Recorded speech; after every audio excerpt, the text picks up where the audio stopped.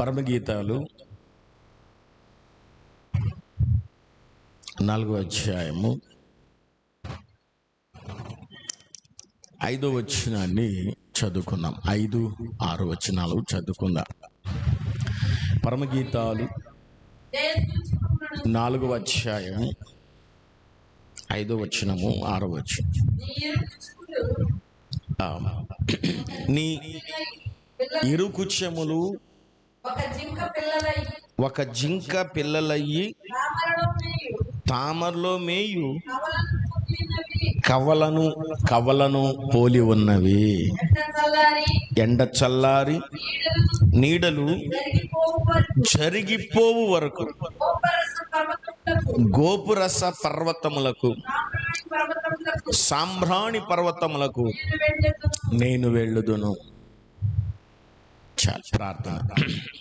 పరిశుద్ధుడైనటువంటి మా ప్రభువా, నీ ఘనమైన పాదములకు వందనాలు. దయచేసి మా మధ్యలో మీరుండి నాయన, మీరు మాట్లాడమని ప్రార్థన చేస్తాం. మీ మాటలు ఓదార్పుని, నీ మాటలు ధైర్యాన్ని, నీ మాటలు నెమ్మదిని, నీ మాటలు హృదయమునకు శాంతిని, నీ మాటలు ప్రభా బ్రతకడానికి జీవాన్ని చేవయ్యున్నవి.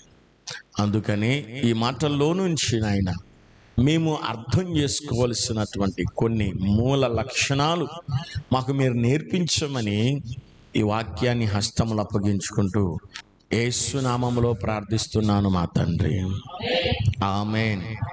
కూడొచ్చిన మీ అందరికీ హృదయపూర్వకమైన వందనాలు. ఈ ఆదివారం రోజున దేవుని వాక్యం మనం పరిశీలించినప్పుడు పరమగీతాలు 4వ అధ్యాయము 5, 6 వచనాలు, వీటిలో ఉన్నటువంటి సారాంశము సందర్భాన్ని మనం గమనిస్తే, దైవజనాంగము సొలొమతి అలాగే సొలొమోను మహారాజు ప్రియురాలు సంఘానికి ప్రభు అయిన యేసుక్రీస్తుకి జరుగుతున్నటువంటి ఈ పరలోక గీతం ఇది. ఏ గీతం ఇది? పరలోకములో ఉన్నటువంటి ప్రభుకి పాడే పాట. ఈ పాట సంఘము దేవుని ఏ విధంగా పరిగణించాలి, ప్రేమించాలి, ఆరాధించాలనే విషయాన్ని గమనించాలి. సో ఈరోజు మనం ధ్యానం చేస్తూ ఉన్నాం. పోయిన వారము కణతల గురించి మాట్లాడాం, అలాగే కందరము గురించి మాట్లాడాం. కణతలు, కందరం. ఈ వారము నీ ఇరుకుచెములు ఒక జింక పిల్లలయు తామరలతో మేయు కవలను పోలి. ఇరుకు కుచెములు అనంటే సొలొమోను యొక్క అందాన్ని వర్ణిస్తూ వివరిస్తూ నీ కుచెములు అన్నాడు. నీ కుచెములు అంటే ప్రియ దేవుని బిడ్డలారా, స్త్రీల యొక్క ఛాతీ భాగం. ఇవి రెండు ఎలా కనబడుతున్నాయి అంటే జింక పిల్లలయు కవలల్లాగా అవి రెండు కూడా ఉన్నవి. అవి ఎలా ఉన్నాయి అంటే తామరలో మేయు కవలను పోలి ఉన్నది. తామరలో అంటే పచ్చిక అని అర్థం. దైవజనాంగమా, ఈ వాక్యాన్ని మనం గమనించినప్పుడు ఈ మాట కూడా ఉంటుందా బైబిల్లో, ఇది బూతు మాట కదా అనుకుంటారేమో. దేవుడు మనకు శరీరంలో ప్రతి అవయవాన్ని ఉపయోగకరంగా ఇచ్చాడు, కానీ నిరుపయోగంగా ఇవ్వలేదు. ఈ ఇరుకుచెములు అంటే దేనికి సాదృశ్యము, దేనికి సంబంధించింది అని చాలా స్పష్టంగా ఆలోచన చేసినప్పుడు దీంట్లో రెండు భాగాల్ని, రెండు క్రమాల్ని మనం ఆలోచన చేయాలి. ఒకటి, ప్రియ దేవుని బిడ్డలారా, మీరు గమనించినట్లయితే ఇవి ఒక తల్లి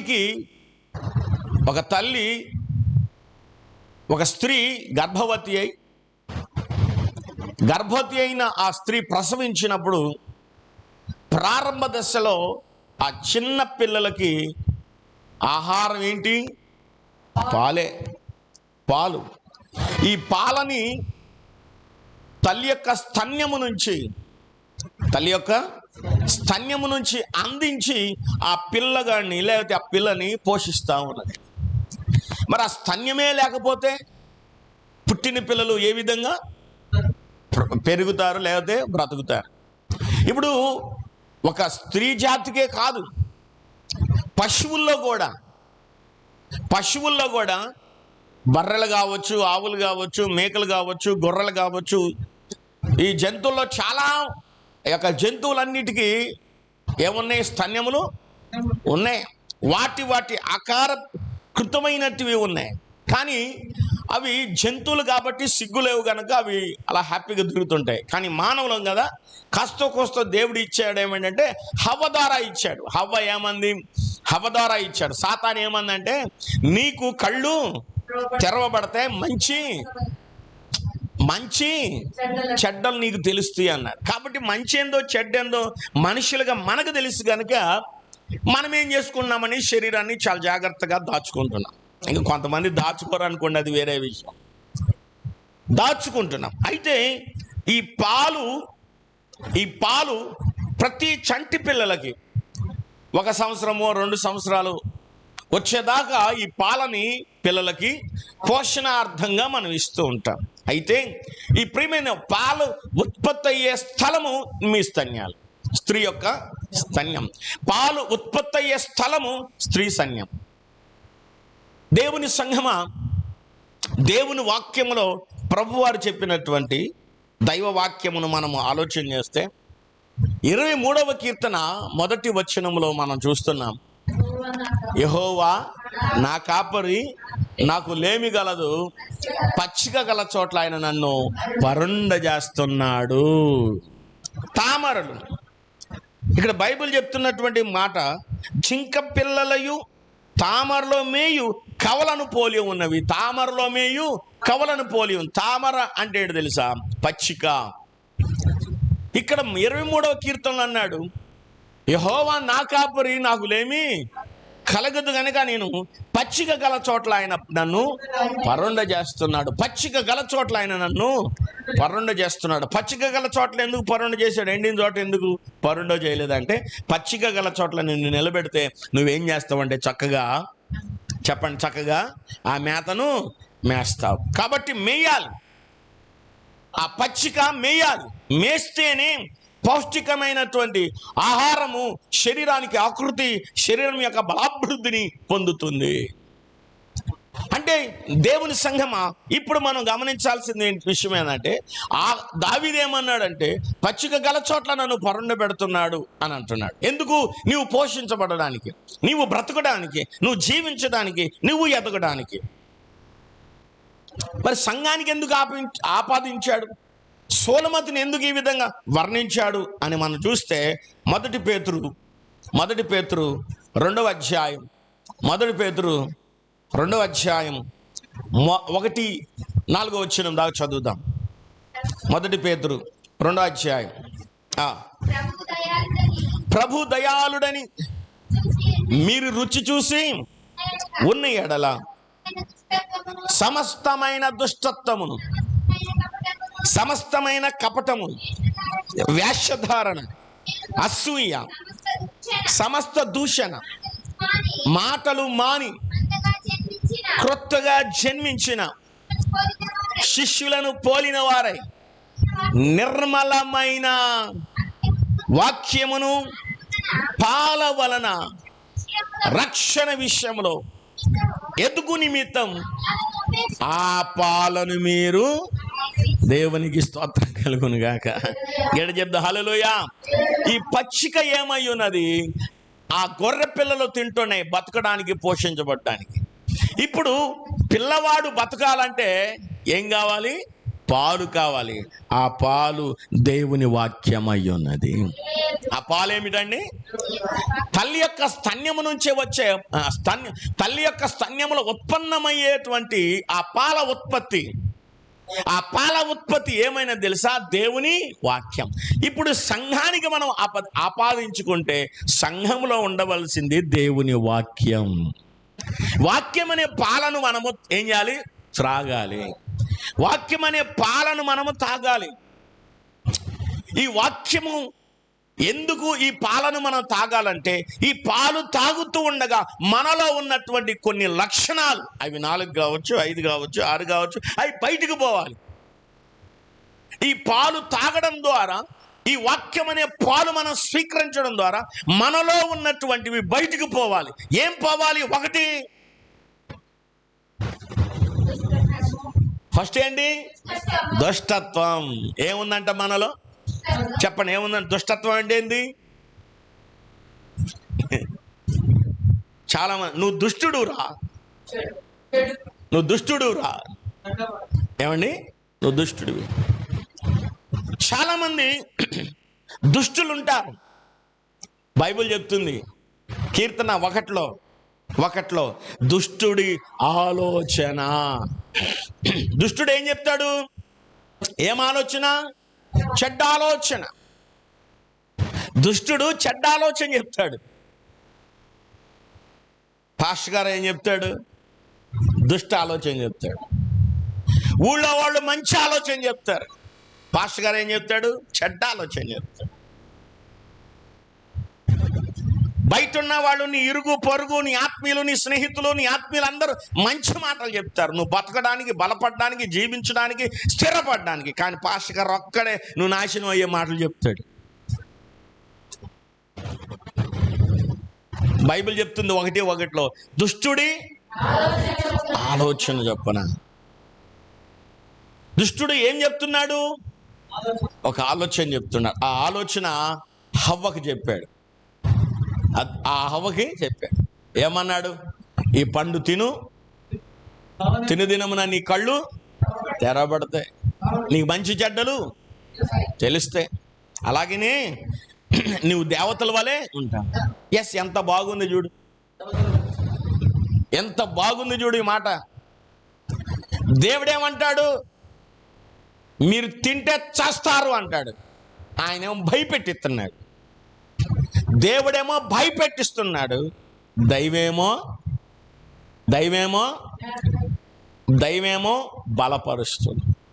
బలపరుస్తుంది. ఇప్పుడు ఎవరి మాట బాగుంది? దయ్యం మాట బాగుంది. ఇప్పుడు ఎవరి మాట స్వీకరించింది? అది యేసు ప్రభు దగ్గరికి వచ్చింది ఇదే దయ్యం. యేసు ప్రభు దగ్గరికి వచ్చింది ఇదే మాట. ఆయన దగ్గరికి వస్తే, బతుకుడా నీకు ఆకలేస్తుంది కదా, ఈ రాళ్ళని రొట్టిగా చేసుకోవచ్చు కదా అంటే, ఒరే అబ్బాయి నువ్వు హవ్వను మోసం చేశావు, లోతును మోసం చేశావు, నోవాహుని మోసం చేశావు, భక్తులైన వారిని, విలువైన వారిని, ఆత్మీయులందరినీ మోసం చేశావు. వాళ్ళందరినీ సృష్టించిన నన్ను మోసం చేయడానికి వచ్చావరా మంచి ఫెలో అన్నాడు. ఏమన్నాడు? మంచి ఫెలో, నువ్వు నన్ను మోసం చేయడానికి వచ్చావేంద్ర బాయ్. ఒరే బాబు, రొట్టె వలన కాదు మనుష్యుడు బ్రతికేది, దేవుడి నోట నుండి వచ్చి ప్రతి మాట వల్ల బ్రతుకుతాడు అన్నాడు ఆయన. అదే దేవుని వాక్యం అయ్యా. దేవునికి స్తోత్రం కలుగునుగా. హల్లెలూయా. దేవుని వాక్యం ద్వారా బ్రతుకుతాడు. ఇక్కడ ఈ దుష్టుడే వచ్చాడు, ఇక్కడ కూడా ఈ దుష్టుడే వచ్చాడు. ఎవరు జయించగలిగారు? వాడు అంటాడు, నువ్వు దేవుడు కదా, దూకు కిందకి అంటాడు. పొగిడాడు. విశ్వాసులు పొగడతలో, విశ్వాసులు ఘనతలో. అందుకే అన్నాడు, ఈ లోకంలో ఉన్నదంతయు శరీరాశ, నేత్రాశ, జీవపు. కాబట్టి మీరేం వదిలిపెట్టాలి? దుష్టత్వాన్ని వదిలిపెట్టాలి. రెండోది కపటము.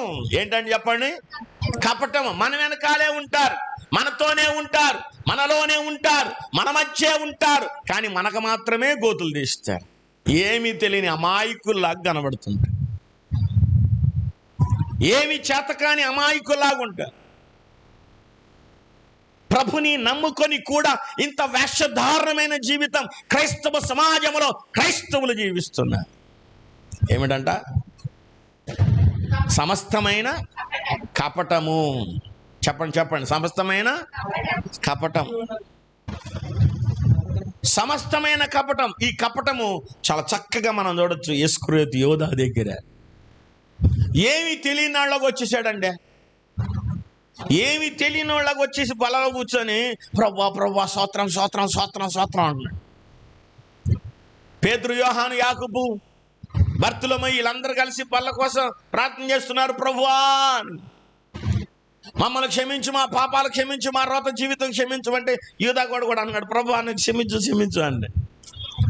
యేసు ప్రభు వారు అంటారు నన్ను అప్పగించేవాడి యొక్క చెయ్యి బలలో ఉంది అంటాడు. అనగానే ఎవరికి వాళ్ళే అందరికంటే పోస్ట్ ఉండేది పేతురే. ఎవడికి లేని బాధలు ఆడికే వస్తుంటాయి. అన్ని బాధలు నాయ అన్నట్టు మీదేసుకుంటాడు నాలాగా. ఆఖరికి ఇంత ఎత్తారు చివరిలో జనం. నేనా అనగానే నువ్వు కాదు ఇస్కరియోతు యోధా అడుగుతాడు నేనా అని. నీవు అన్నట్టే. Praise the lord. ఇక ఉన్నాడా ఆ బలలో? లేడు, వెళ్ళిపోయాడు. ఉండలేరు. యథార్థవంతులు నిలబడగలుగుతారు.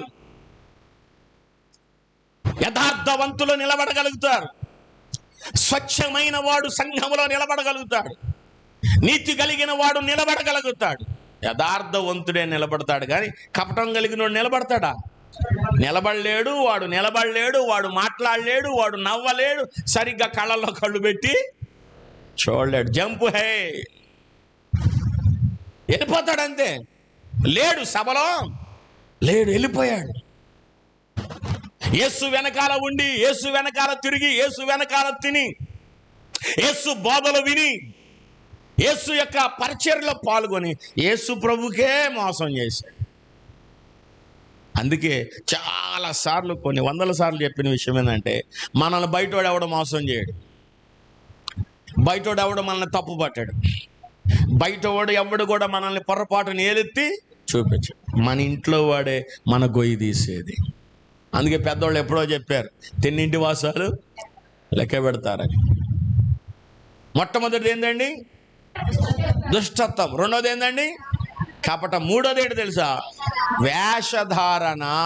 దేవునికి స్తోత్రం. ఏంటి చెప్పండి, హల్లెలూయా. ఏంటండి వేషధారణ? వేషధారణ అంటే ఏంటి చెప్పండి. వేషధారణ అంటే ఏంటి అని అంటే పైకి భక్తిపరులుగా నటిస్తూ, ఆత్మీయులుగా నటిస్తూ, మనతో ప్రేమతో కానీ ఉంటూ వేషధారణ జీవితం. మోసభరితమైన వేషధారణ జీవితం అంటే మోసభరితమైన జీవితం. చాలామంది మూర్ఖులు ఉంటారు. వాళ్ళకేమీ అర్థం కాదు.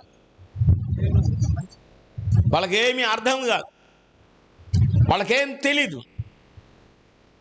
వేషధారణ జీవితం అన్నమాట. అంటే వేషం అంటే ఇక్కడ వేయాల్సిన అడుగు ఇక్కడ, బయట వేయాల్సిన అడుగు బయట, ఎక్కడ మాటలు అక్కడ, ఎక్కడ భజంత్రి, ఎక్కడ చెక్క భజన అక్కడే చేస్తారు, ఎక్కడ ఆలోచన అక్కడే. ఇక్కడ ఉంటారు వాళ్ళు, అక్కడ ఉంటారు.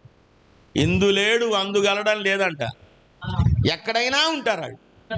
ఎక్కడైనా అడ్జస్ట్మెంట్ అయిపోతారు, ఎక్కడైనా ఇమిడిపోతారు. అంటే ఓసరవల్లి లాంటి రంగులు మారుస్తూ ఉంటారు. ప్రియ దేవుని దైవచనంగా వేషధారణ జీవితము మనకి విశ్వాసులకి కూడినది కాదు. ఈ వాక్యం ఎందుకు చెప్పేది? ఈ వాక్యాలు ఎన్నేది ఎందుకు? ఈ వాక్యము దేనికోసం అంటే నీ దుష్టత్వాన్ని, నీ కపటమును, నీ వేషధారణ జీవితాన్ని మార్చుకోవడం కోసమే ఈ వాక్యం. ఇన్ని ఏళ్ళు నేర్చుకొని కూడా ఇంకా వేషాలు వేస్తున్నారు అంటే, ఇన్నేళ్ళు సంఘములో చేర్చబడి ఇంకా మోసాలు చేస్తున్నారంటే దేవుడు అనేక మందిని చూస్తూ ఉన్నాడు అనుకుంటున్నారేమో. దేవుడు అనేక మందిని క్షమిస్తున్నాడు అనుకుంటున్నారేమో. దేవుడు అనేక మందిని ప్రేమిస్తున్నాడు అనుకుంటున్నారేమో. ఖబర్దార్, ఒక రోజు రాబోతుంది. ఒకరోజు రాబోతుంది. దేవుని సంఘమా, సౌలు ఆ కొత్తలో బాగున్నాడు, క్రొత్తలో రాజు అయిన క్రొత్తలో చాలా బాగున్నాడు, మంచిగా భక్తిపరుడుగా దేవుడు ఒక మంచి స్థానం ఇచ్చాడని ఆశపడి స్తోత్రం స్తోత్రం స్తోత్రం స్తోత్రం అని యుద్ధంకి వెళ్ళేటప్పుడు బలర్పించి ప్రవక్త అయినటువంటి సామ్యాలు పిలిపించి ప్రార్థన చేయించుకొని వెళ్ళేవాడు. ఇలా వెళ్తూ వెళ్తూ వెళ్తూ వెళ్తూ చాలా రోజులు గడిచిన తర్వాత ఆ రోజు సామ్యాలు రాలేదంట. సామ్యాలు రావడానికి ఆలస్యమైందంట. ఆలస్యం అయ్యేప్పటికే మనకు ఆలస్యం అవుతుంది, చేసే ప్రార్థనేగా, చూసిందేగా, అదేగా ఇదేగా, మనం చేద్దామని చేసాడు. సమయాలు వచ్చాడంట. సామ్యాలు వచ్చాడు. వస్తే అయ్యా నువ్వు చేసింది ఏంటి అన్నాడు. నువ్వు చేస్తున్న పని ఏంటిది? పొట్టేలు క్రొవ్వు అర్పించడం కంటే, బలులు అర్పించడం కంటే మాట వినటము శ్రేష్టమయ్యున్నది. ఎవరి మాట?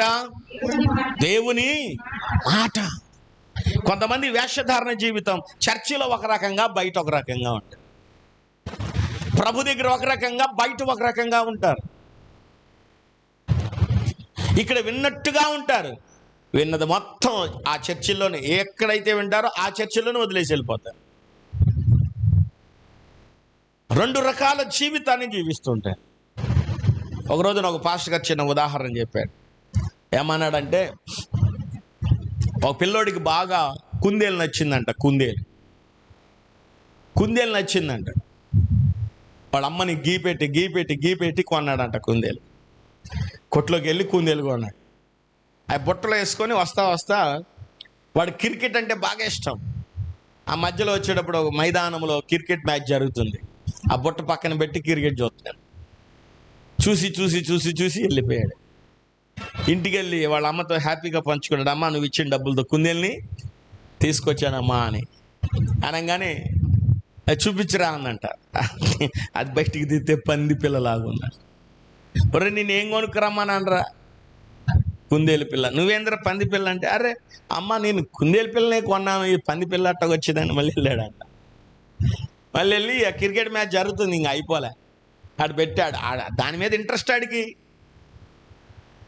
ఇంట్రెస్ట్ అది చూస్తున్నాడు. ఇక మళ్ళీ మా అమ్మ తిట్టిద్దేమని వెళ్ళిపోయి ఏంది ఇట్ట చేసావా అంటే, అక్కడికి వెళ్ళి ఆ షాపోడి మీద దెబ్బలాడితే ఆ బయటికి తీసాడంట. తీస్తే మళ్ళీ అక్కడ కుందేలు పిల్లలాగా ఉందంట. అది వాడు తిట్టాడంట. ఇదేందిరా అని చెప్పేసి మళ్ళీ వచ్చాడు. క్రికెట్ మ్యాచ్ అయిపోలేదుగా, ఆ క్రికెట్ మ్యాచ్ దగ్గర మళ్ళీ చూస్తున్నాడు. వీడు క్రికెట్ చూడలేకపోతున్నాడు. వీడు సరిగ్గా ఈ పిల్లల్ని పరీక్ష చేయలేము. ఇంటికి వెళ్తే మళ్ళీ పంది పిల్లే. వాళ్ళ అమ్మ 2 పీకిందంట వాడిని. వాడు ఏడ్చుకుంటూ వచ్చి ఆ క్రికెట్ అయిపోలేదు అది చూస్తున్నాడు.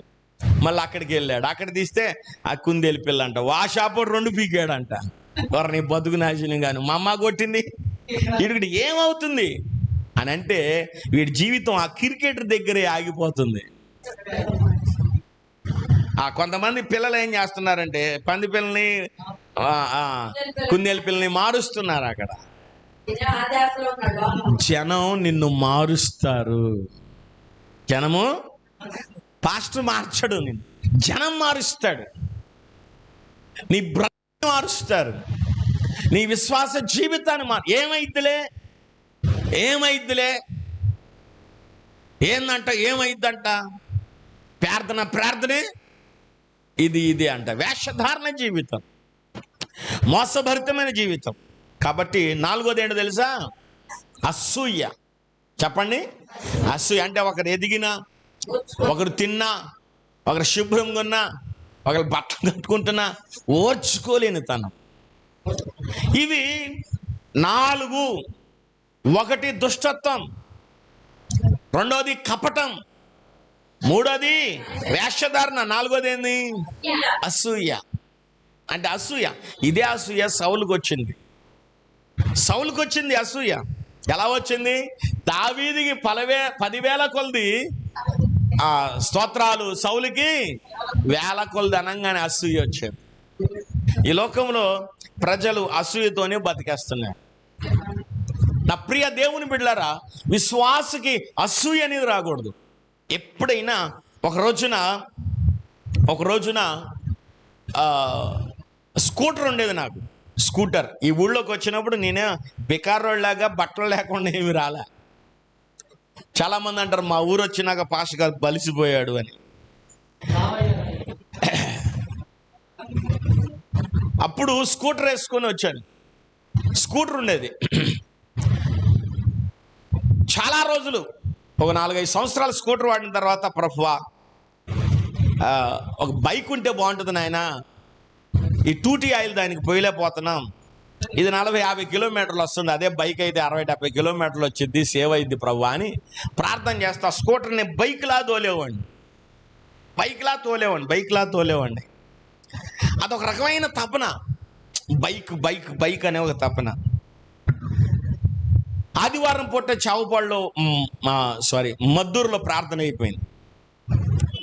సాయంత్రం చావుపాడు వెళ్ళాలని పెట్రోల్ కొట్టించుకుందామని బస్టాండ్ దగ్గర, అప్పుడు పెట్రోల్ బంక్ ఒకటే ఉండేది బస్టాండ్ పక్కన ఒక్క పెట్రోల్ బంకే ఉండేది అమరావతి. వెళ్తూ ఉన్నప్పుడు సడన్గా ఒక భార్యాభర్తలు యవ్వనస్తులు తెల్ల బట్టలు వేసుకొని, ఆయన డ్రమ్ ఒకటి తగిలించుకొని, ఆవిడేమో బైబిల్ బ్యాగ్ పట్టుకొని గప్ప నడుస్తున్నారు. నడుస్తుంటే వీళ్ళు కూడా ఎవడో కొత్త పాస్టర్ గారు లాగా ఉన్నారు ఇక్కడ ఈ ప్రాంతంలో అని చెప్పి వాళ్ళని దీక్షగా చూశాను. వాళ్ళు ఎందుకు ఇంత పరిగెడుతున్నారు అని చూస్తే వాళ్ళ 2 కాళ్ళకి చెప్పులు లేవు. ఎండలో 2 కాళ్ళకి చెప్పు. వెంటనే నాకు గుర్తుకొచ్చింది, ప్రభువారు గుర్తు చేసింది ఏంటంటే, ఒరే ఎర్రి బాగులోడా, కనీసం వాళ్ళకి చెప్పులు కూడా లేవు, నీకు స్కూటర్ ఇచ్చాడు రా అన్నాడు దేవుడు. దేవునికి స్తోత్రం కలుగును. హల్లెలూయా. వాళ్ళు ఎప్పటికీ నాకు కనబడలేదు. వాళ్ళిద్దరు ఇన్నేళ్ళైనా వాళ్ళు కనిపించలే నేటికి కూడా. కారణం ఏంటంటే దేవుడు నాకు బోధించడం కోసం వాళ్ళిద్దరిని చూపించాడు. ఎవరో బైక్ చూసి అసూయపడేవాడిని, ఎవరో కారు చూసి అసూయపడేవాడిని, ఎవరో సంఘం చూసి అసూయపడేవాడిని, ఎవరో బిల్డింగ్ చూసి అసూయపడేవాడిని, ఎవడో పెద్ద చర్చి చూసి అసూయపడేవాడిని, ఎవడో ఆ ప్రసంగాలు చూసి అసూయపడేవాడిని. వాళ్ళలా కావాలి, అట్లా కావాలి, ఇట్లా కావాలి అనుకునేవాడిని. ఆ రోజుతో మొత్తం బంధు. నాకంటే ఇంకా దీనమైన స్థితిలో బొచ్చెడు మంది ఉన్నారు. నాకు బైక్ దేవుడు ఇచ్చాడంటే చిన్న విషయం కాదు కదా.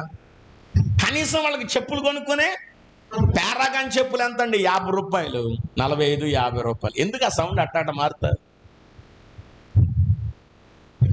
50-45 రూపాయలు.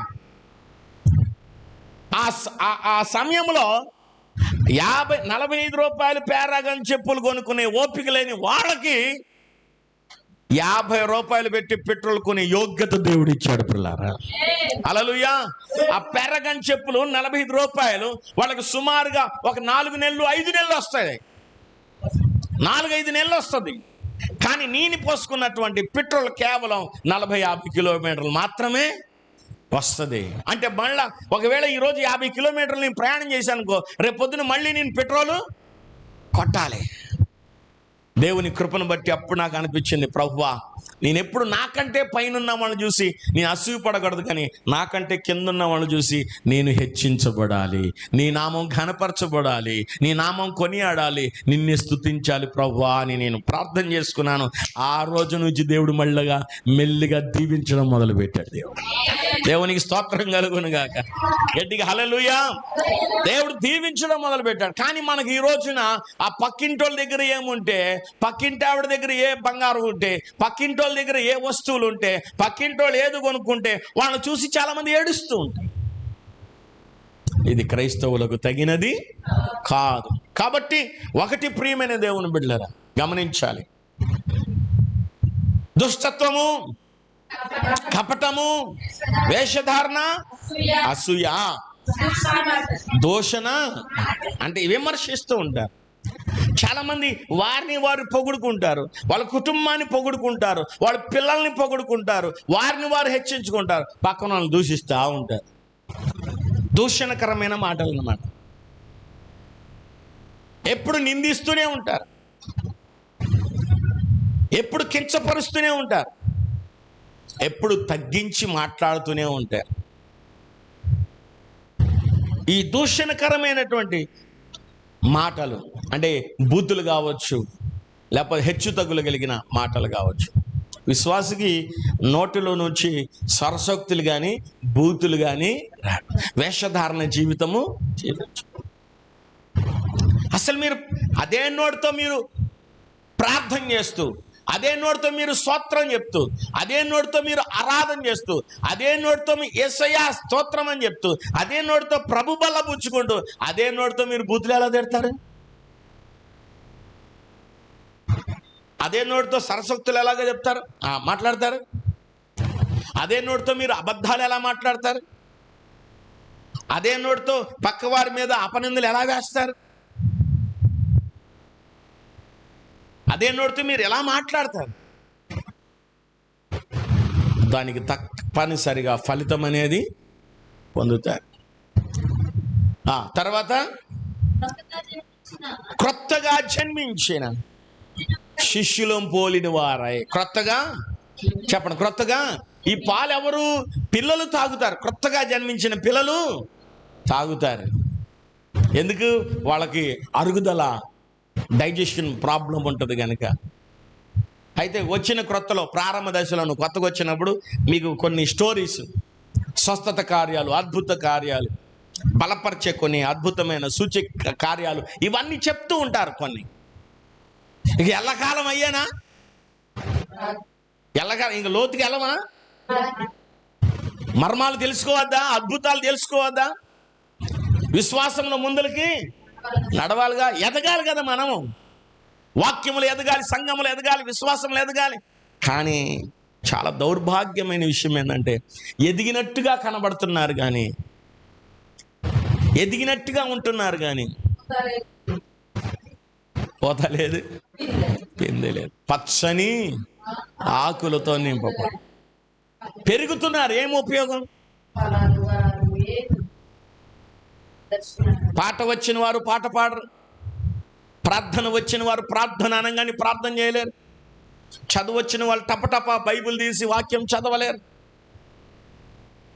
పరిచర్య చేయగలిగిన వారు పరిచర్య చేయలేరు, దేవుని సువార్తలో ముందంజ వేయలేరు. ఇది ఒక భాగం. రెండో భాగం ఏంటంటే ఎదిగినట్టుగా ఉంటారు, కనిపించినట్టుగా ఉంటారు కానీ పూత లేదు, పిందె లేదు. ఇంకా ఎవరు చెప్తే వాళ్ళు వెనకాల పడిపోతూ ఉంటారు. ఎవరు చెప్తే వాళ్ళు వెనకాల పోతాం.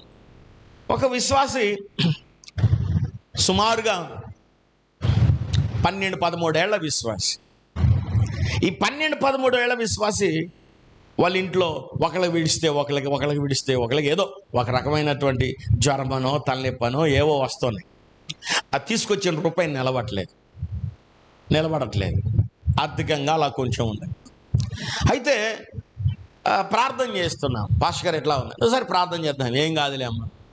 అవన్నీ నార్మల్గా వస్తుంటాయి, సహజంగా వస్తుంటాయి, అవన్నీ కామనే, అది పెద్ద ఇబ్బంది ఏం కాదు. అంటే మా ఇంట్లో ఏమైనా తప్పు ఉందంటావా, మా ఇంట్లో ఏమైనా దోషం ఉందంటావా అనంటే ఇంట్లో ఏముంటుంది? ఇంట్లో ఏమీ ఉండదు అనంటే నమ్మరు, ఆ మాట నమ్మరు. యెహోషువ అంటాడు, నేను నా ఇంటి వారు యెహోవాను, ఇల్లు కట్టని ఎడల కట్టువాడి ప్రయాసము, భూమికి పునాదులేసిన వాడు, ఆకాశం ఆలకించు భూమి అని ఇలాగ దేవుడు మాట్లాడుతుంటే, ఇంత ఉన్నతంగా దేవుడు మాట్లాడుతుంటే మన ఇంట్లో ఏమైనా ఉందా? మా ఇంట్లో ఏమైనా తప్పు ఉందా? చెప్పండి పాస్టర్ గారు, ఇది ఇక్కడ ఉండొచ్చా, అది అక్కడ ఉండొచ్చా అని ప్రశ్నిస్తూ ఉంటే చాలా బాధాకరమైన విషయం. 10-12 ఏళ్ల విశ్వాసులు మీరు, 10-12 ఏళ్ల విశ్వాసం. మన విశ్వాసం, మన నమ్మకం ఎవరి మీద ఉండాలి? దేవుని మీద. విశ్వాసం లేకుండా దేవుడికి ఇష్టడు అయ్యుండుట అసాధ్యము కదా. కాబట్టి దైవ సంఘం ఆలోచన చేయండి. ఎవరో చెప్పారంట, మీ ఇంటి ముందల ఎవరో ఏదో చేసి లోపల పెట్టారు అని అనగానే ఫోన్ చేసి అర్ధరాత్రి పూట 2 గంటలకు, పాస్టర్ గారు వెంటనే బయలుదేరుతాం. ఏమైంది అంటే, మీరు రండి త్వరగా. 2 గంటలకి. నిజంగా అర్ధరాత్రి పూట ప్రార్థన చేసుకునే వాళ్ళకి కృతజ్ఞత లేకుండా పోయింది చాలామంది. ఈ టైంలో ఆయన నిద్రపోతాడేమో, నిద్రపోయే సమయము లేపొచ్చా లేపకూడదని తెలియకుండా లేపిన వాళ్ళు కోలలుగా ఉన్నారు. తెల్లార్లు, అర్ధరాత్రులు కూడా, అపరాత్రులు కూడా సమయ సందర్భాలు లేకుండా కాళ్ళ మీద నిలబడి ప్రార్థన చేసిన దాఖలాలు అనేకమైన కుటుంబాలు ఉన్నాయి. కానీ కృతజ్ఞతాహీనులు అన్నమాట. ఏమైందమ్మా, ఏమైంది బాబు చెప్పు అని అంటే, మీరు వెంటనే రావాలండి. అసలు ఏమైంది? ఏమైనా బాగోలేదా? మీ పిల్లోడికి ఏమైనా అయిందా? మీ పిల్లకి ఏమైనా అయిందా? అసలు ఏంటి, ఏమైందంటే, కాదు పాస్టర్ గారు త్వరగా రా. సర్లే ఏమోలే అని చెప్పేసి గబగబా అర్ధరాత్రి పూట బయలుదేరి వెళ్తే అందరు గుమ్మం దగ్గర నుంచొని ఉన్నారు, గుమ్మం చుట్టూ నుంచొని ఉన్నారు. ఏందని అడిగితే, ఇక్కడేదో ఉందంట. ఇక్కడేదో ఉందంట. ఏముందో చెప్పు. నేనేనా భూగర్భ శాస్త్రవేత్తన ఇక్కడ ఏముందో చెప్పడానికి? బైబిల్లో ఏముంది అని అంటే చెప్పతానే కానీ ఇక్కడ ఏముందో నాకేం తెలుసు అని అంటే, ఏముంటుంది అయ్యా అక్కడ ఏముంటుంది అంటే, లేదు మా చుట్టాలు ఇప్పుడు ఎక్కడో అడిగొచ్చారంట, ఎవరో చెప్పారంట, ఏదో మీ ఇంటి ముందర పెట్టారంట. వస్తువు కూడా చెప్పారులే, మీకు చెప్పడం ఎందుకని, పెట్టారంట. అసలు అది కరెక్ట్ కాదు. ఎవడో వచ్చి ఏం పెట్టినా మీకేం కాదు, మీకేం జరగదు అన్న నమ్మట్లా. ఒక రకంగా మొహం ఎంత చేసుకున్నారు, తెగ ఫీలైపోతున్నారు. అసలు ఎవడు చెప్పాడు నీకు? పలానా వాడు చెప్పాడు. రారా తవ్వు అనంటే గప్ప వాళ్ళు రెడీలో ప్లాన్లోనే ఉన్నారు. వాళ్ళు గడ్డ పొలుగులు, పారలు అన్నీ బొచ్చులు తీసుకొని రెడీగానే ఉన్నారు. నేను వెళ్ళక ముందే కొబ్బరి నూనె పోసి తీ అంటే, ఇక తవ్వుతా ఉన్నాడు. ఆడంటాడు, తవ్వేవాడు అంటాడు, పాస్టర్ గారు జరిగిపోతుంది అంటున్నాడు. జరిగితే నువ్వు కూడా పోతా అంటు పో. అదంటే వెళ్ళిపోతుందంట. వెళ్ళిపోతే మంచిదే అక్కడి నుంచి. ఎంత తీసినా ఏమీ కనపడలేదు. అక్కడ ఉంటేగా చరిత్ర ఉంది మన సంఘానికి. దేవుని సంఘం ఆలోచన చేస్తే అక్కడ ఏమీ లేదు. కానీ ఎవరు చెప్పిన మాటలు అంటున్నారు? బయట వాళ్ళు, మీ బంధువులు, మీ రక్త సంబంధం వాళ్ళే కావాలి, మీకు మీ స్నేహితులు వాళ్ళే కావాలి. సంఘం వద్దు, మీకు సంఘం వద్దు. కష్టపడి కన్నీరు కాచి మోకాళ్ళ మీద కడుపు కట్టుకొని ప్రార్థన చేసిన సేవకుడు ఏంటది చెప్పండి, ఏంటి?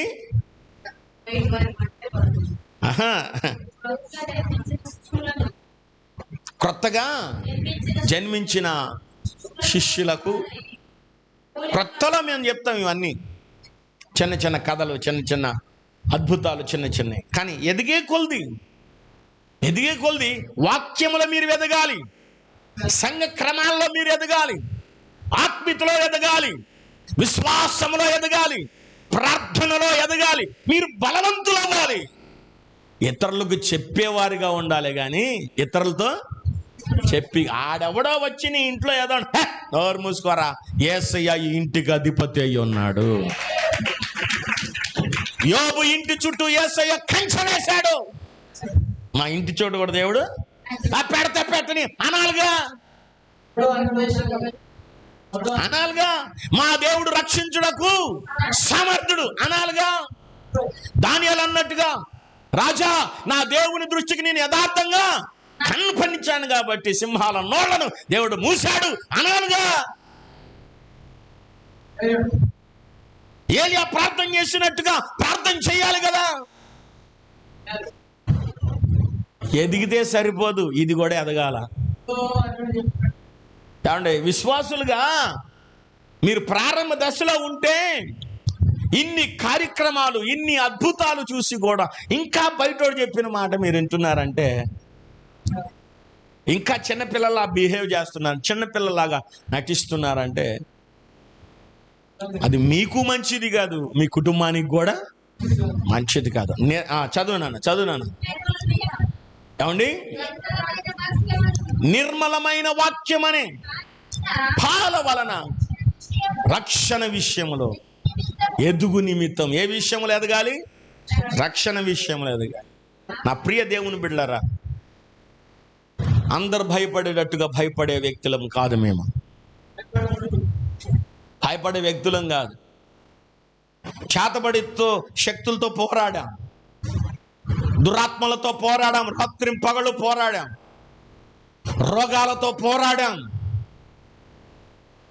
సంఘము భద్రపరచబడడం కోసం, సంఘం నిలబెట్టడం కోసం, నూతన క్రియలు జరగడం కోసం ఆహారాత్రులు రాత్రి పగలు కష్టపడి అన్నపానములు మాని మీకోసం ఎంతో ప్రయాసపడ్డా. నిజంగా చెప్పాలంటే శరీరాలు నలగబడ్డాయి. చాలామంది అంటారు, ఏముందిలే 2 మాటలు చెప్పడమేగా పాస్టర్ గారు అంటే 2 మాటలు చెప్పి వెళ్ళిపోవడమే. కానీ ఆ దయ్యం వచ్చినప్పుడు, ఆ రోగం వచ్చినప్పుడు మీ ఆవిడ పిలిచి, ఏమండి మా ఆయన తాగుతున్నాడు, మా ఆయన కొడుతున్నాడు, మా ఆయన వెళ్ళిపోయాడు, మా ఆయన పిల్లలు చదివించట్లేదు, మా ఆయన జీవితంలో మార్పు లేదని చెప్పినప్పుడు తెల్లారులు కూర్చొని కౌన్సిలింగ్ ఇచ్చామే. ఒక రాత్రి నిద్ర కాస్తే ఏంటి చెప్పండి? శరీరం ఎంతో. అలాంటి ఎన్ని రాత్రులు? ఏమండి, నీ పిల్లలు మాటలు లేదనో రాత్రి అంతా కౌన్సిలింగ్ ఇచ్చామే. ఇలాంటివి ఎన్నో కార్యక్రమాలు మనం గమనించుకున్నప్పుడు నిర్మలత్వం లేకపోతే, నిర్మలమైన వాక్యమనే పాల వలన రక్షణ విషయంలో ఎదుగు నిమిత్తం ఎదగాలి. ఎంతకాలం ఇక నోట్లో వేలు పెట్టుకుంటారా ఏంది? ఎదగాలి. వాక్యం అనే పాలతో ఎదగాలి పిల్లలు. హల్లెలూయా.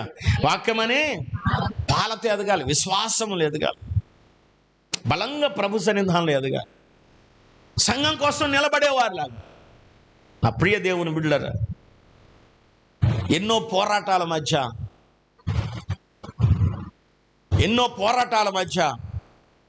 ఎన్నో అపనిందల మధ్య, ఎన్నో ఎదురు దెబ్బల మధ్య, ఎన్నో అవమానాల మధ్య నిలబడి, ఇదే గ్రామంలో మైక్ పెట్టొద్దు అన్నారు,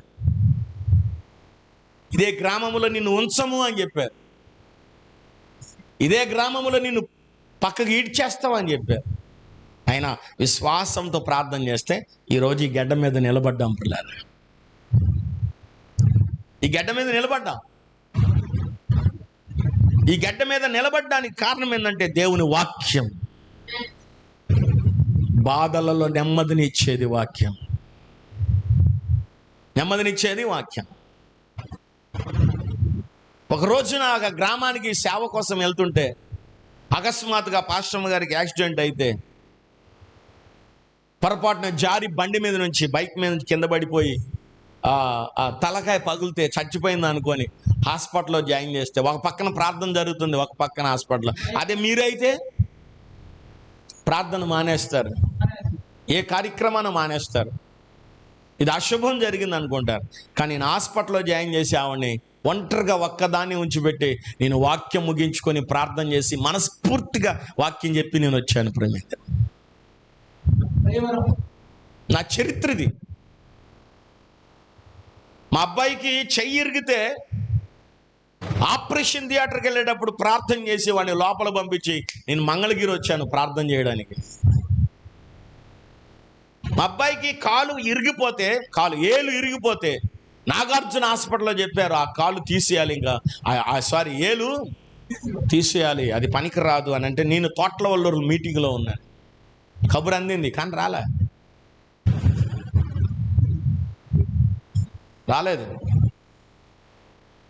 నాకు చెయ్యి ఇరిగింది, ఆదివారం మానలే. కాలు ఇరిగింది, ఆదివారం మానలే. ఏ ప్రార్థన కూడా మానలే. ఆఖరికి నా కూతురు కాలు ఇరిగి హాస్పిటల్లో ఉంటే నేను జనగాం వెళ్ళాను మీటింగ్కి. ఏ ఒక్క ప్రార్థన కూడా మానలే. మా తమ్ముడు కొడుకు ఏట్లో మునిగిపోతే బాప్తీసాలకు వెళ్తే ఏట్లో మునిగిపోతే అర్రే బాప్తీసాలు రేపు తీసుకుందాం, ముందు ఈ పిల్లగాడిని బయటికి తీసుకెళ్ళి హాస్పిటల్ జాయిన్ చేద్దామని. అలాంటి చరిత్ర నాది కాదు. తెలుసా మీకు? చూసారా? అది ఏం చూశారు?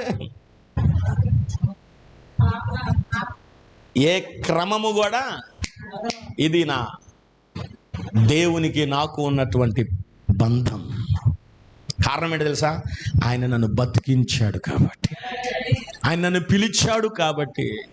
సర్వం కోల్పోయిన యేసు ప్రభు సేవ నిరంతరం గొంతుకులో ప్రాణం ఉన్నంత వరకు చేస్తాం. ఆమేన్, హల్లెలూయా. ఇంకా మనమేమి పాలు తాగే పిప్పులం కాదు, మనం పిల్లలం కాదు. బలమైన నిర్మలమైన వాక్యం కూడా ఎలా ఉండాలంట? నిర్మలమైనదే. ఈ రోజులు అంతా ఏం కావాలంటే సోపు కావాలి, సోపు వాక్యాలు, సోపు జీవితం. సోప్ వేస్తుంటారు చాలామంది. బైబిల్ చెప్తుంది ఖండించు, గద్దించు, బుద్ధి చెప్పు అని. సమయాన్ని బట్టి సంఘాన్ని గద్దించాలి, సమయాన్ని బట్టి సంఘాన్ని బుద్ధి చెప్పాలి. సమయాన్ని బట్టి సంఘం కోసం, గొర్రెల కోసం తన ప్రాణాన్ని కాపరిచ్చినట్టుగా సంఘం కోసం సేవకుడు నిలబడాలి. ప్రియమైన దేవుని బిడ్డలారా, ఎన్నో ఆశ్చర్యమైన అద్భుతమైన కార్యాలు సంఘంలో దేవుడు జరిగించాడు. కారణం ఏంటంటే ఇక్కడ ఉన్నది దేవుని వాక్యం. ఇక్కడ వాక్యానికే స్థానం, వాక్యానికే స్థానం, వాక్యానికే విలువ, వాక్యానికే ఘనత. కారణం ఏంటంటే ఆ వాక్యమే దేవుడై ఉన్నాడు కాబట్టి. ఆ వాక్యమే దేవుడు. ఆ దేవుడికి నీ ఇంట్లో విలువ లేనప్పుడు, ఆ దేవుడికి నీ ఒంట్లో విలువ లేనప్పుడు, ఆ దేవుడికి నీ హృదయంలో స్థానం లేనప్పుడు నువ్వు చేసే భక్తి వ్యర్థమైనది. నడి రోడ్డు మీద ప్రభుని అవమానపరిచినట్లు. దాన్నే వేషధారణ జీవితం అంటారు. మారాలి మారాలి, నీ మనసే మారాలి. నీ మారిన మనసు దేవునికి ఇస్తే ఫలితం ఉంటుంది. మారాలి మారాలి, నీ మనసే మారాలి. నీ మారిన మనసు దేవునికి ఇస్తే ఫలితం ఉంటుంది. నీ మారిన మనసు దేవునికి ఇస్తే ఫలితం ఉంటుంది. మారామంటూ మారామంటూ వేషములేస్తారు, మారామంటూ మారామంటూ వేషములేస్తారు. ఆ వేషముతోనే లోకానంతో మోసము చేస్తారు. అది వ్యవహారం, అది వ్యవహారం. మారామంటూ వేషాలు వేస్తారు. ఆ వేషాల్లోనే లోకాన్ని ఎంతగానో మోసం చేస్తారు. మేము ప్రార్థనే, వాళ్ళు ప్రార్థనే, అంతా ప్రార్థనే. ఏమండి? అందరూ ప్రార్థన. అన్ని మామిడికాయలే, అన్ని జాంకాయలే, అన్ని సపోటాలే, అంత ఇనుము ముక్కలే. గమనించాలి. ఇనుములో మంగళ టీఎంటీ అని, సింహాద్రి టీఎంటీ అని, విశాఖ టీఎంటీ అని, టైగర్ అని, ఎంఎస్ అని, ఏమండి వైజాగ్ స్టీల్ అని, ఇలా అన్నీ ఉన్నాయి. కానీ అందరూ ఎక్కువ కొనేది ఏంది? వైజాగ్ స్టీల్ కొంటారు. ఏంటండి? వైజాగ్ స్టీల్. సిమెంట్ చాలా రకాలు ఉన్నాయి, చాలా రకాలు ఉన్నాయి. ఈ చాలా రకాల్లో సిమెంట్లో అందరు చాలామంది ఆ కాలాన్ని బట్టి వచ్చే మంచి మంచి క్వాలిటీస్ వాడుతూ ఉంటారు. గమనించాలి ప్రియమైన దేవుని బిడ్డలారా. మేము ప్రార్థనే, వాళ్ళు ప్రార్థనే అన్నారు అనుకోండి, మరి సౌలు ప్రార్థనోడే, దావీదు కూడా ప్రార్థనోడే. మరి ఎందుకని దేవుడు దించేశాడు సౌలుని? శిష్యులందరూ ప్రార్థనోళ్లే. మరి ఇస్కరియోతు దాకా ఎందుకని ఆ బుద్ధి పుట్టింది? ఏమండి? ఇశ్రాయేలు ప్రజలందరూ ప్రార్థన వాళ్ళే. ఎందుకు దూరం చేసుకున్నారు? జాగ్రత్తగా గమనించాలి. గమనించాల్సింది ఏం తెలుసా? నిర్మలమైన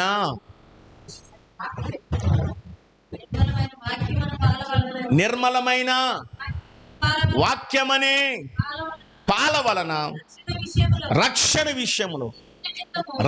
విషయములో ఎదుగు నిమిత్తము ఆ పాలను అపేక్షించండి. దేవునికి స్తోత్రం కలుగును గాక.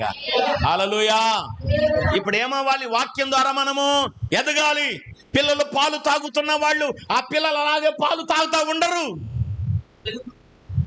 బైబిల్ చెప్తుంది, అబ్రహాము తన కొడుకు ఇస్సాకు పాలు విడిచినాక గొప్ప విందు చేశాడు.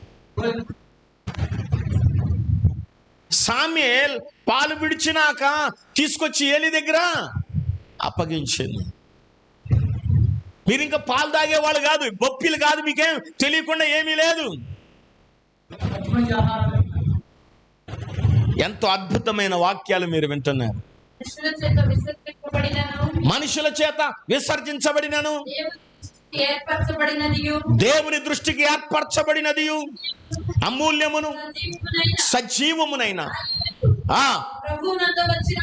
ప్రభు వద్ద వచ్చిన వారై యేసుక్రీస్తు ద్వారా దేవునికి అనుకూలమగు ఆత్మ సంబంధమైన బలులు అర్పించడానికి పరిశుద్ధ యాజకులుగా ఉండినట్లు మీరు సజీవమైన రాళ్ల వలె ఆత్మ సంబంధమైన మందిరముగా కట్టబడుచున్నారు.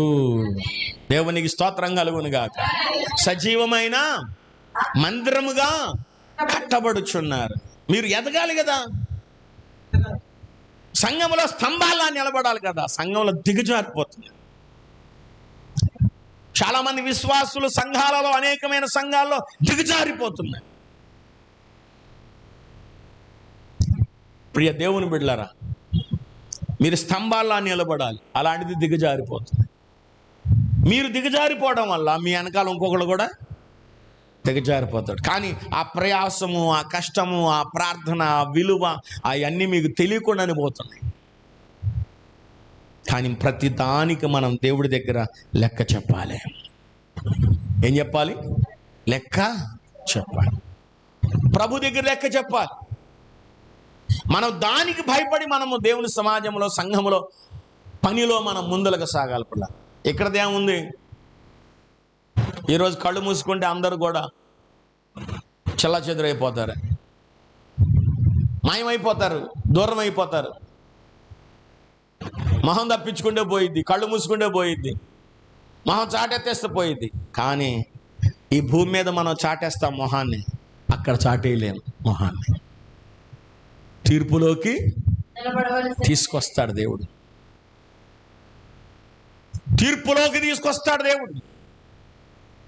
నా ప్రియ దేవుని బిడ్డలారా, నిర్మలమైన పాల వాక్యం ద్వారా మీరు స్థిరపడండి, బలపడండి, ఎదగండి. ఈ ఇరుకుచములంటే పాల ఉత్పత్తి కేంద్రము. పాల ఉత్పత్తి కేంద్రం అంటే సంఘము దేవుని వాక్యం ద్వారా స్థిరపడి ఎదగాలి. ప్రియ దేవుని బిడ్డలారా, దేవునికి స్తోత్రం కలుగునుగా. దేంట్లో ఎదగాలి? వాక్యములో ఎదగాలి. దేంట్లో ఎదగాలి? వాక్యములో ఎదగాలి. రెండో భావం ఏంటంటే, దీంట్లో రెండో భావం ఏంటంటే, ప్రియ దేవుని బిడ్డలారా, ఇరుకుచములు. ఏమని రాశాడు అక్కడ? ఇరుకుచములు. తెస్సలోనికి మొదటి పత్రిక, మొదటి తెస్సలోని పత్రిక 5వ అధ్యాయం 8వ వచనం చదవండి. మనము పగటి వారమై ఉన్నాం గనక మత్తులమై ఉండక విశ్వాస ప్రేమలను అను కవచము, రక్షణ నిరీక్షణను, విశ్వాసము ప్రేమ అనే కవచం అంట. ఏమండి? యుద్ధానికి వెళ్ళేటప్పుడు సైనికుడు బుల్లెట్ ప్రూఫ్ వేసుకుంటాడు. ఏ ప్రూఫ్? బుల్లెట్ ప్రూఫ్ వేసుకుంటాడు. ఈ బుల్లెట్ ప్రూఫ్ ఎందుకు వేసుకుంటాడు? ఎదుటి వాడేసే బాణము తగలకుండా వేస్తాడు. దాన్నే కవచం. ఇరు కుచములకు కవచం పెట్టుకొని వెళ్తాడు. అక్కడ తగిలిందనుకోండి బాణం, గుండెకెళ్ళి గుచ్చుకుంటది. ఎక్కడ తగిలినా కాసేపు కూసేపు అని బతుకుతాడేమో కానీ గుండెకి తగిలితే బ్రతకలేడు గనక, బ్రతకడు కాబట్టి కవచాన్ని ఒకటి ధరించుకుంటాడు. అయితే ఇరు కుశములంటే విశ్వాసులకి ఇరు కుశములు దేంతో సమానం తెలుసా? ప్రేమ, విశ్వాసము. ప్రేమ ఒక పక్క, ప్రేమ ఒక పక్క విశ్వాసం. బైబిల్ చెప్తుంది, ప్రేమ లేనివాడు నావాడు కాడు. బైబిల్ చెప్తుంది, విశ్వాసం లేకుండా దేవుడికి ఇష్టడుట అసాధ్యం. దేవునికి మహిమ కలుగునుగాక. చెప్పాలి గట్టిగా హల్లెలూయా. ఇది రెండో అర్థం ఏంటి తెలుసా? ఇరు కుచములు విశ్వాసమునకు, ఒక కుచము విశ్వాసము, ఒక కుచము ప్రేమ. ప్రేమ లేనివాడు నావాడు కాడు. విశ్వాసం లేకుండా జీవించడము దేవునికి ఇష్టడైనట. విశ్వాసం లేకుండా, విశ్వాసమున్నది నిరీక్షించబడు వాటి యొక్క లేదా స్వరూపము. విశ్వాసము లేనివాడు విశ్వాసం ఎలాగవుతాడు? చాలా మీటింగ్లో చెప్తుంటాను నేను, చాలా మీటింగ్లో ఇదే చెప్తా, మీ అందరికి తెలుసు కాబట్టి. పాలకూర చూసినోళ్ళు తిన్నవాళ్ళు దేవునికి స్తోత్రం చెప్పండి. ఇంతేనా? హల్లెలూయా. పాలకూర చూసినోళ్ళు తెలిసిన వాళ్ళు దేవునికి స్తోత్రం చెప్పండి. పకోడీలు తిన్నవాళ్ళు అల్లుడికి పెట్టిన వాళ్ళు దేవునికి స్తోత్రం చెప్పండి. పకోడీలు, నేతి బీరకాయ పచ్చడి చేసుకున్న వాళ్ళు దేవునికి స్తోత్రం చెప్పండి. హల్లెలూయా. మైసూరు పాకం, మైసూరు బోండాలు తిన్న వాళ్ళు దేవునికి స్తోత్రం చెప్పండి. వామ్మో, మీరు అన్ని తినేశారుగా, ఇక మీకు తెలియదేమీ లేదు. అలాగే ప్రియ దేవుని బిడ్డలారా, మైసూరు పాకంలో మైసూరు లేదు, కోడి పొకోయిలు కోడి లేదు, పాలకూరలో పాలు లేవు, విశ్వాసుల్లో విశ్వాసం లేదు. ఏం లేదు? విశ్వాసంలో విశ్వాసం కనుమరుగైపోయింది. విశ్వాసం తక్కువైపోయింది. విశ్వాసం కనబడట్లేదు. విశ్వాసం. ఇప్పుడు దేవుని బిడ్డలారా, విశ్వాసకి ఏమైనా రోగం వస్తే ప్రార్థన చేసుకోవాలి, ప్రార్థన చేయాలి. ఒకవేళ ఇంకా బలహీనతగా ఏమైనా ఉంటే హాస్పిటల్కి వెళ్ళి వైద్యం చేయించుకోవాలి. కానీ చాలా దారుణమైన విషయం ఏంటంటే, ఇప్పుడు అంతకుముందు భూలక్ష్మి గారు అక్కడ ఉండేది, హెప్సిబా గారు, వాళ్ళ ఇంటి పక్కన వాళ్ళ అత్తయ్య గారు ఉంటే చాలామంది ప్రార్థన చేసేవాళ్ళు అక్కడికి వెళ్ళేవాళ్ళు అంట. పొద్దున్నే ప్రార్థన చేసేవాళ్ళు వెళ్ళేవాళ్ళంట. ఆవిడేదో గడ్డి పరక పట్టుకొని దండం పెట్టి అంటా ఉంటుంది. ఈవిడ ఎప్పుడైనా ఆవిడికి కనపడకుండా వెళ్ళేవాళ్ళు జనం, ప్రార్థనకు వచ్చేవాళ్ళు. భూలక్ష్మి కనపడితే భూలక్ష్మి ఏం చేసేది తెలుసా? హెప్సిబా గారు అనే ఈ వ్యక్తి తిట్టేది, మేము ప్రార్థనకి వెళ్తున్నారు, ప్రార్థన చేయించుకోవచ్చుగా, ఇదేం పనులు ఇది. వాళ్ళ అత్త దగ్గరికే ఆవిడ ఎప్పుడు వెళ్దో తిట్టేది. విశ్వాసులు ఏం చేసుకోవాలి? గడ్డితో పూపు అంటే పోయిద్దా ఏమండి? నయమాను కుష్ఠరోగం తగ్గలే, రక్తస్రావం కలిగిన స్త్రీకి రక్తధార తగ్గలే, కానాను స్త్రీ కుమార్తెకు ఉన్నటువంటి దయ్యం పోలే. ఏమండి? 10 మంది కుష్ఠరోగుల్లో కుష్ఠరోగం పోలే. బెతెస్దా కోనేరు దగ్గర ఓత్సకాలు చేతులు కలిగిన వాడి మధ్య కుంటివాడు ఒకడు బాగుపడలే. పేతురు యోహాను దేవాలయం దగ్గరికి వెళ్తున్నప్పుడే పుట్టినది మొదలుకొనే కుంటివాడు లేవలే. వాళ్ళందరూ లేచారు, కానీ మేము లేవలేము పాస్టర్ గారా, వాళ్ళందరికి పెద్ద విశ్వాసం ఉంది. అయ్యో మాకు లేదయ్యా, మాకు గడ్డి కావాలి. ఏమండి? విశ్వాసం ఉన్నవాళ్ళు జ్వరం వచ్చిందని, లేకపోతే ఇంకొకటి వచ్చిందని,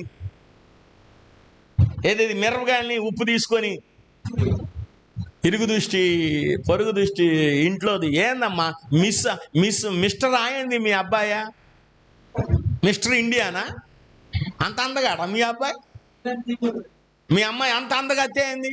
ప్రపంచ సుందరి. మొన్న హైదరాబాద్లో జరిగిందిలే ప్రపంచ సుందరులు. అంత అందం ఉంది మీ అమ్మాయికి. ఏందో ఊళ్ళో దిష్టి అంటే ఇరుగుతాడు పటా పటా. అబ్బా అసలు రాత్రి దిష్టి తీసినాక అబ్బాయి కమ్మగా నిద్రపోయాడా అమ్మా. ఈ ఎవరు అన్యులు చేస్తే సూపర్, తప్పేం లేదు, వాళ్ళు చేసుకోవచ్చు, ఇబ్బంది ఏం లేదు, వాళ్ళకి ప్రభు మీద నమ్మకము. మరి నువ్వు ప్రభుని నమ్ముకుంటేవి, నువ్వు ప్రభుని అంగీకరించేదివి, ఏమండి ప్రార్థనకి వెళ్తుంటేవి, మనం నిలబడాల్సిన సమయంలో నిలబడి చూపించాలి. మనం నిలబడాల్సిన సమయంలో మనం నిలబడాలి. అవకాశం వచ్చినప్పుడు అన్యులకి మధ్యలో మనం దిట్టంగా నిలబడాలి. బ్రతుకుట క్రీస్తు కొరకే, చావైతే లాభం అని. షడ్రక మేషక అబేద్నెగోలు నిలబడ్డారు. మా దేవుడు రక్షించుటకు ఒకవేళ రక్షించకపోయినా, అంతేగాని పూకి మేము వెళ్ళాం.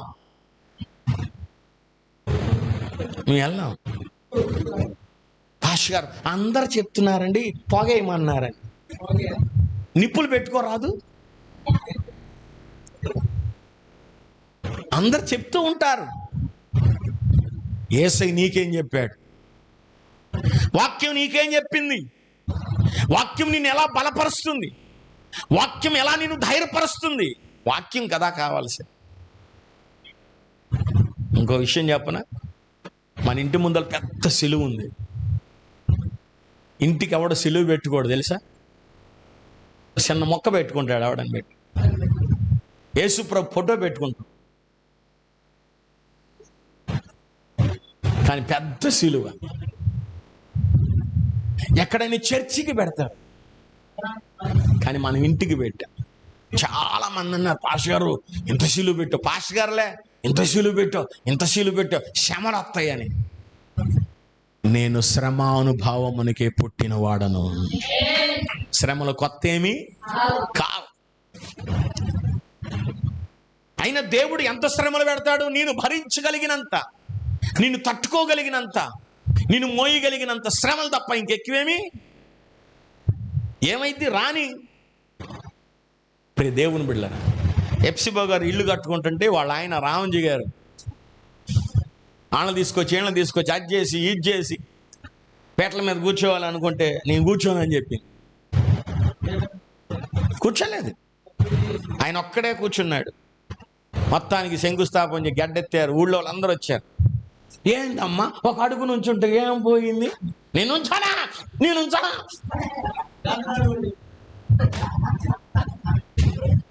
ఇద్దరు కూతుర్లు సొంత ఇంటి గడ్డెట్టేటప్పుడు ఇద్దరు కూతుర్లు లేరు, భూలక్ష్మి లేదు, అక్కడ భార్య బిడ్డలు లేరు. ఆయన ఒక్కడే అనేవాడు. ఆయన అదొక్కటే ఆయనకు వచ్చింది. ఇక అంతే, ఇక ఆయన పని ఆయన చేసుకున్నాడు. ఇక ఆయన పెత్తనం అయింది. ఆయన ఎగదోసేవాళ్ళు, గిగదీసేవాళ్ళు, ఆయన మెచ్చి చెప్పేవాళ్ళు. నీకెందుకు రంజా, మేము ఉన్నాం రంజా అనేవాళ్ళు అందరూ. ఇక బాగా మొత్తం ఇల్లంతా అయిపోయింది. ఓపెనింగ్ టైం వచ్చింది. ఓపెనింగ్ టైం వస్తే వాళ్ళందరిని పిలిచి అది చేయాలి, ఇది చేయాలి, అది చేయాలంటే మేము రావంటే రామన్నారు. ఊరు మొత్తం భోజనాలు పిలిచాడు. చుట్టాలందరిని పిలిచాడు. చుట్టాలందరూ వచ్చారు. ఆ ఇంట్లోకి అందరూ వెళ్ళారు, కానీ కొత్త ఇంట్లోకి ఎప్సిబా గారు ఇద్దరు కూతుర్లు ఆ కొత్త ఇంట్లోకి వెళ్ళలేదు. వెళ్ళకపోతే జనం ఏమన్నారు తెలుసా? రేయ్, ఈ లక్ష్మి కాకపోతే ఇంకో సుబ్బలక్ష్మినో తెచ్చుకుందాంరా, పెళ్లి చేస్తావరా నీకో.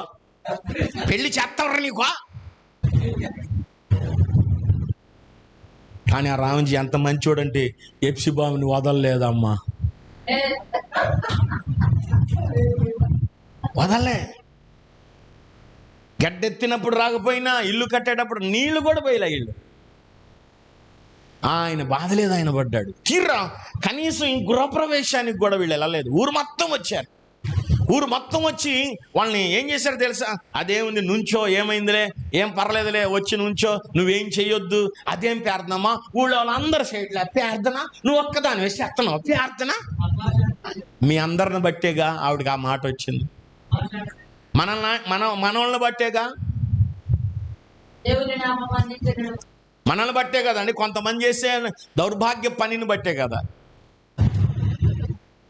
ఆవుని బట్టి పాస్టర్ గారు, అరే ఆ పాస్టర్ గారు వీళ్ళని చేస్తుంది, ఆ పాస్టర్ గారు వీళ్ళని ఎట్లా చేస్తుంది, చెడగొట్టింది ఆయన్ని తంతే 2 పీకితే అసలు ఆయన పిలవంటారు ఇక్కడికే.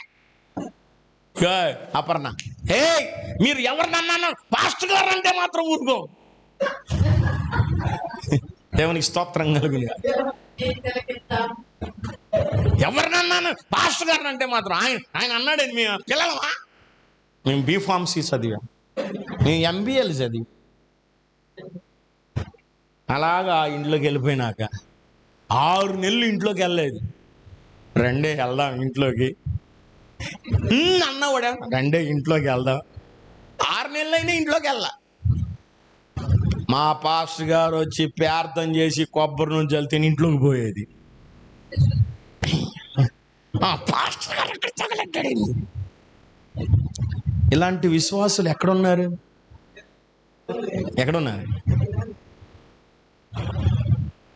ఆయనే పాపం తగ్గి మీరు చేసుకోండి అంటే గబగబా వచ్చి వెళ్ళి ప్రార్థన చేసి కొబ్బరి నుంచి వెళ్ళండి గోమడకాయలు తెమ్మడకాయలు మొత్తం ఇసురు పడేసారు బయటికి.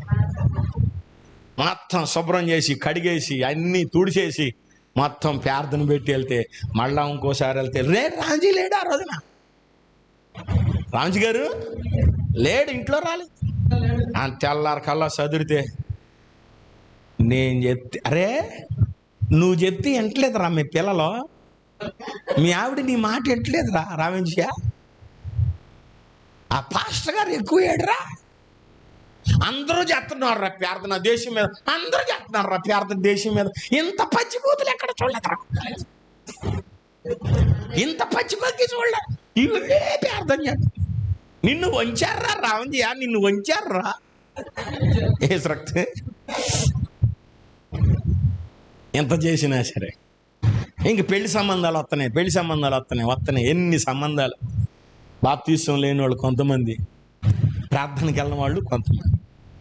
ఆ జ్యోతికి ఎదురు కట్నం ఇచ్చి ₹1,00,00,000 కట్నం ఇచ్చి ఊరకనే చేసుకెళ్తామంటే వాడు యేసుప్రభుని నమ్మలే, వాళ్ళ అమ్మ నాన్న నమ్మారు. అబ్బాయి ప్రార్థనకి వెళ్ళడం వద్దు మాకు. ఒక ఊరు వెళ్ళాం, తునుకో వెళ్ళాం. వెళ్తే అందరూ ప్రార్థన, చర్చి కూడా వాళ్ళ ఇంటి పక్కనే ఉంది, వాళ్ళ ఇంటి పైనే చర్చి కూడా పక్కనే. వాళ్ళే స్థలం ఇచ్చి వాళ్ళే కట్టిస్తే వాడు అబ్బాయి బాప్తీసం తీసుకుపోతే వద్దు అన్నారు.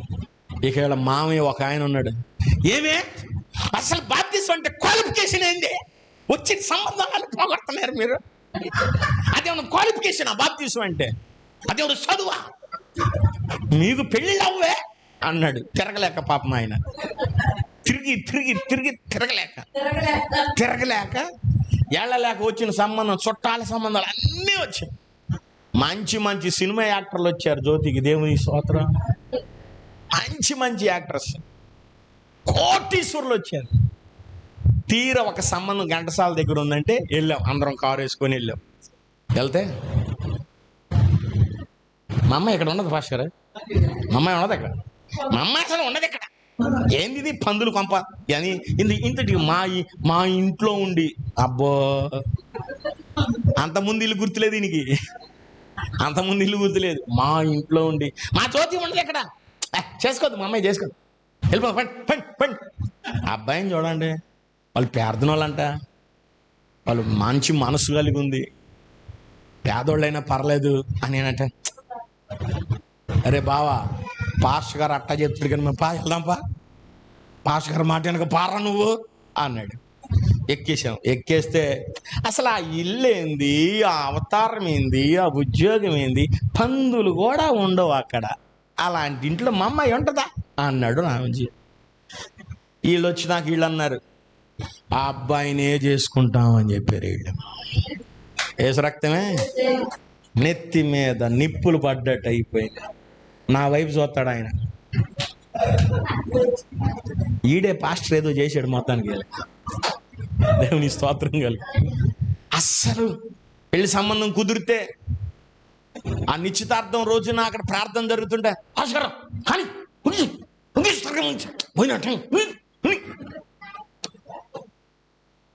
అయిపోయింది.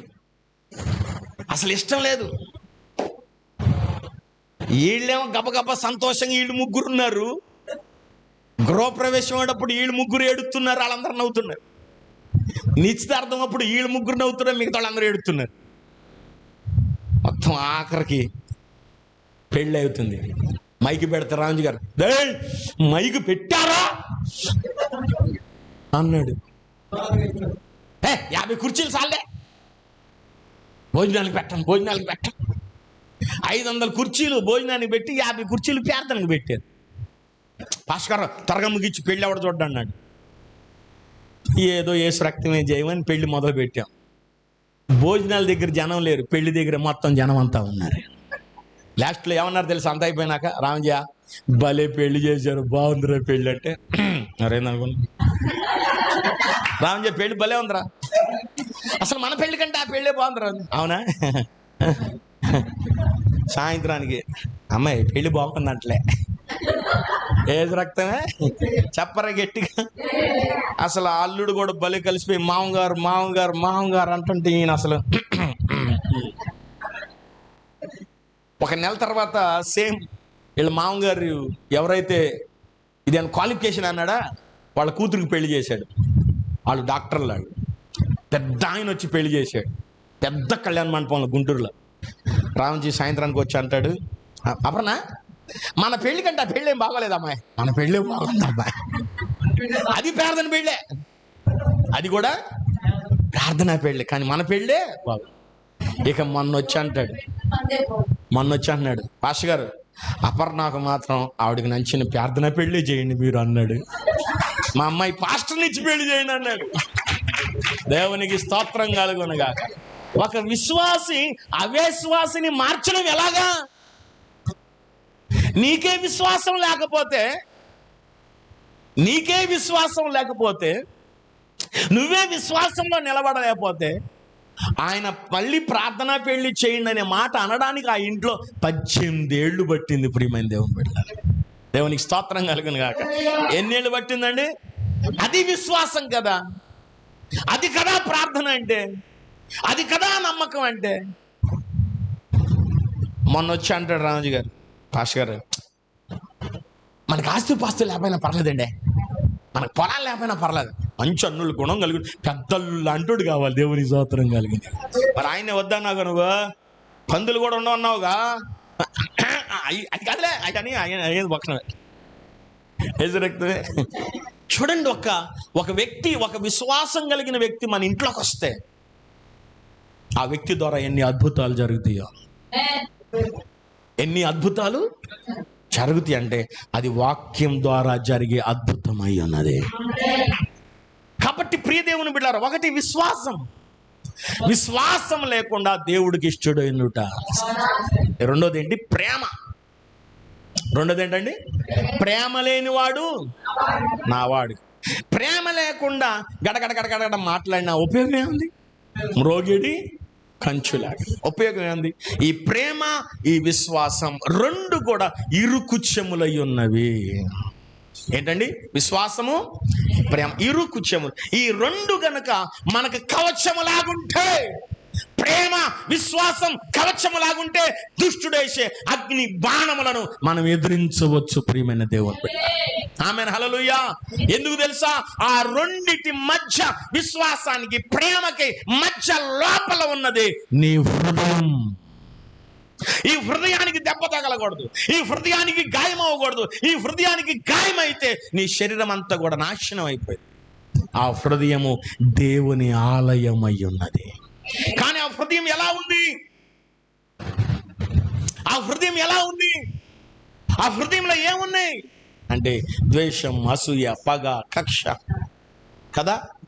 ఇలాంటివన్నీ ఎక్కడున్నాయి? హృదయం నుండి. నీ హృదయం మోసకరమైంది, ఘోరమైన వ్యాధి.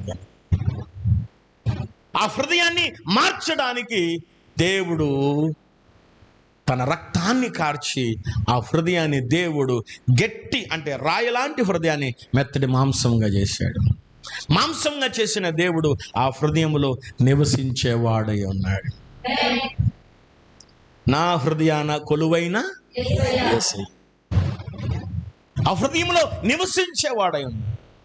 ఆ హృదయం దేవుని ఆలయం. అందుకే మత్తయి సువార్త మరి ఆ 13వ అధ్యాయంలో మనం చూస్తే, ప్రియ దేవుని బిడ్డ, విత్తనాల గురించి చెప్తూ ఆ 13వ అధ్యాయం విత్తనాల గురించి 4 చోట్ల పడ్డాయి కదా విత్తనాలు. ఆ 4 చోట్ల పడిన విత్తనాల గురించి మాట్లాడుతూ 5వ వచనం ఒకసారి చదవండి, నేను ముగించేస్తున్నా.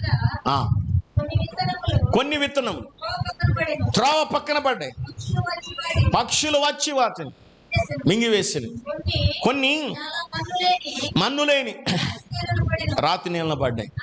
అక్కడ 7వ వచనం చదవండి. పడెను, ఎదిగి వాటిని అణిచివేసాను. కొన్ని మంచి నేలను పడి వాటి 100 ఒకటి 60 30 ఫలించెను. చెవి కలిగిన వాడు, ఈ ఒక్క మొక్క అన్నమాట, చెవి కలిగిన వాడు దేవుని వాక్యం. చెవి కలిగిన వాళ్ళు వింటారు కానీ చెవి లేని వాళ్ళు ఏం లేరు. చెవి కలిగిన వారు వింటారు కానీ చెవి లేని వాళ్ళు వింటారు. కాబట్టి నా సంఘమా, దైవజంగమా, దేవుని ప్రజలారా, యావత్ క్రైస్తవ ప్రపంచానికి తెలియపరచబడుతున్నటువంటి మాట ఏమిటో తెలుసా? నీ ఇరుకు చెములో ఒక జింక పిల్లలు తామరలో మేయు కవలను పోలి ఉన్నది.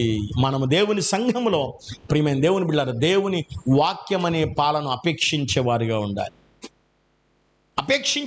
ఉండాలి. మీరు సంఘములో బలమైన విశ్వాసులుగా ఉండాలి. సంఘములో బలమైన ప్రేమ కలిగిన వారిగా ఉండాలి. సంఘములో బలమైన వాక్యం చేత ఎదిగేవారిగా ఉండాలి. అలాగా మీరు నివసించాలని ప్రభుపేట మనవి చేస్తూ దేవుడి మాటలు దీవించును గాక. లేచి నిలబడతాం.